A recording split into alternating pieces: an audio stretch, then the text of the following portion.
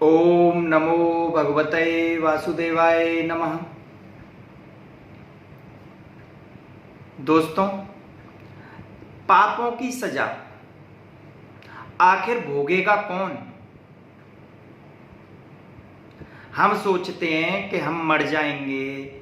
आज हमने पाप कर लिया, कोई पाप, मान लो कोई पाप कर लिया हमने, तो उस पाप को हम सोचते हैं कि हम तो मर जाएंगे, चले जाएंगे, तो उस पाप को भोगेगा कौन? आत्मा तो भोगती नहीं है। भगवान ने गीता में भी कहा है कि आत्मा ना मरती है, ना आत्मा को कोई मार सकता है, ना काट सकता है, ना जला सकता है, ना गला सकता है, ना सुखा सकता है। आत्मा परमात्मा का रूप है, उसका कोई कुछ नहीं बिगाड़ सकता। तो इस पाप को भोगेगा कौन? मैं आपको बताता हूं। इस पाप को हमारा शरीर भोगेगा। लेकिन आप सोच रहे होंगे कि शरीर कैसे भोगेगा? शरीर तो अग्नि में जल जाएगा। तो आपको मालूम है हमारे शरीर कितने हैं?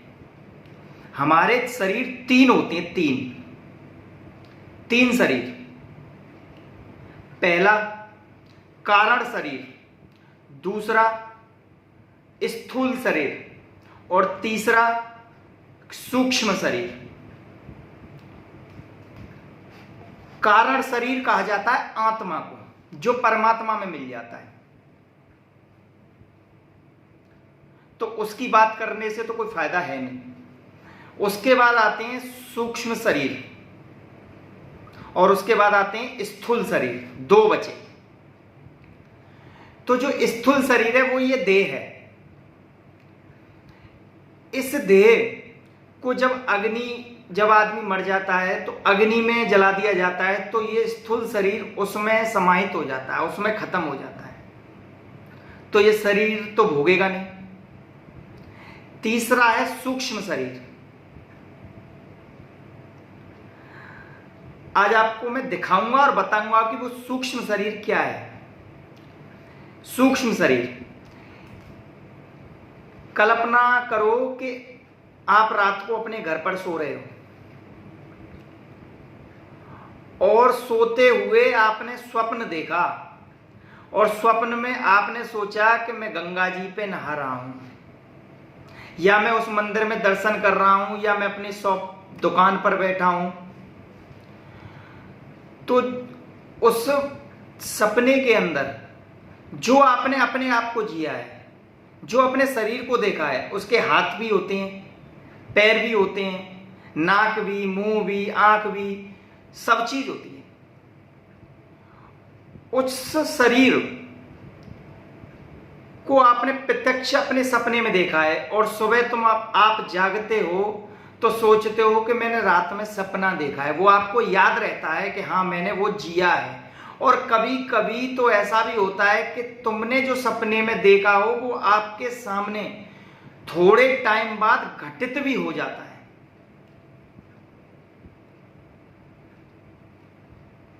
आपने सोचा कि मैंने आज उसको 10 रुपए उधार दिए सपने में, तो कभी कभी वो अपने सामने घटित भी होने लगता है। साल बाद, 2 साल बाद वो दिखता है, होता है। कई बार ऐसा क्रिया बन जाती है कि वो घटित भी होने लगता है। अब उस सूक्ष्म शरीर, उसे कहते हैं सूक्ष्म शरीर। जब हम मर जाते हैं तो वो सूक्ष्म शरीर यमराज के दरबार में पहुंचता है।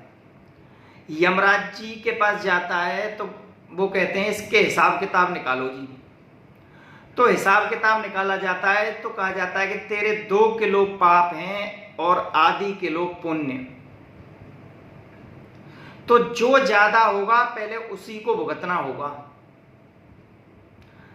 तो यमराज जी कहते हैं कि इसके पाप ज्यादा हैं, इसे पाप भोगने के लिए भेजा जाए। तो भगवान जब दरबार में यमराज जी देखते हैं, यमराज भगवान, तो वो सूक्ष्म शरीर उनके पास होता है। वो सूक्ष्म शरीर ही इस अपराध, उस पाप को भोगता है। जब वो भगवान के पास होता है तो वो सूक्ष्म शरीर, वो सोचते हैं, वो यमराज के पैरों में गिरता है, हाथ जोड़ता है, रोता है कि हे प्रभु मेरे से क्या गलती हो गई कि मुझे 2 किलो पाप और आधी किलो पुण्य मिले हैं, बल्कि मैंने तो बहुत अच्छा किया, मैंने तो ये कर्म किया, मैंने ये दान दिया, मैंने ये काम किया, लेकिन आप कह रहे हो कि मैंने 2 किलो पुण्य। तो भगवान के यहां भी एक टीवी लगी होती है, बड़ी टीवी। उस टीवी में उस आदमी की पेन ड्राइव लगा दी जाती है, तो उस टीवी में उसका पूरा पिक्चर, जिस दिन से उसने जन्म लिया है और जिस दिन तक वो मरा है, पूरा पिक्चर चालू हो जाता है उसका। तो भगवान उसको दिखाते जाते हैं कि ये तेरा पिक्चर चल रहा है, इसमें देख, ये तूने पाप किया है, यहां तूने इसको छला है, यहां तूने इस पे डाका डाला है, यहां तूने इसकी गत की है, जो भी किया है वो सारा लेखा जोखा भगवान दिखाते हैं। तो वो कहते हैं भगवान मुझे एक बार मौका दे दो, मैं अब की बार ऐसा कुछ ना करूंगा। तो भगवान कहते हैं, यमराज भगवान, कि तुझे ये पाप तो भोगना ही होगा, लेकिन पुण्य, जो आधी किलो पुण्य है तेरे, उस पुण्य की जगह तुझे मैं धरती पर एक बार और भेजूंगा मनुष्य रूप में। उसके आधा किलो पुण्य है, समझ लेना। खूब दया दान धर्म सब काम किया, उसके बाद भी उसके मात्र आधी किलो पुण्य है। तो भगवान कहते हैं पहले तू ये पाप भोग किया, तो उस 2 किलो पाप के बदले में उसे 83,99,999 योनियों में भोग भोगना पड़ता है। कुत्ते का रूप भी लेता है, मकड़ी का रूप भी लेता है, मच्छर का रूप भी लेता है, सारे जितने भी योनियां हैं सबको भोगता है। जितने में उसके 2 किलो पाप खत्म होते हैं, वो योनियों को भोग भोग के दोबारा आता है यमराज जी के पास। तो उसे पुण्य के लिए भोगने के लिए भेजा जाता है। पुण्य भोगने के लिए फिर उसे भगवान का रूप दे दिया जाता है। भगवान कहते हैं कि जा, तुझे फिर मैं इंसान का रूप बना के भेज रहा हूं, अपने लिए पुण्य कमा ले। लेकिन फिर इंसान वही काम करता है, धरती पर आया, जन्म लिया और इस सांसारिक मोह माया में ऐसा फंस जाता है कि उसे ना तो किसी चीज का ध्यान रहता, ना उसे किसी चीज की परवाह रहती। वो सिर्फ अपनी हाय माया, हाय पैसा, हाय पाप में ऐसा जुट जाता है कि वो सब चीज भूल जाता है। तो मेरी भक्तों, आपसे सिर्फ यही प्रार्थना है कि दया धर्म और दान, क्षमा याचना जितना आप कर लोगे इस शरीर से, उतना ही आपके लिए बेहतर होगा। तो ये जो सूक्ष्म शरीर था, ये ही उस पाप को भोगता है, ये ही उस पाप को भोगता है जो सूक्ष्म शरीर है।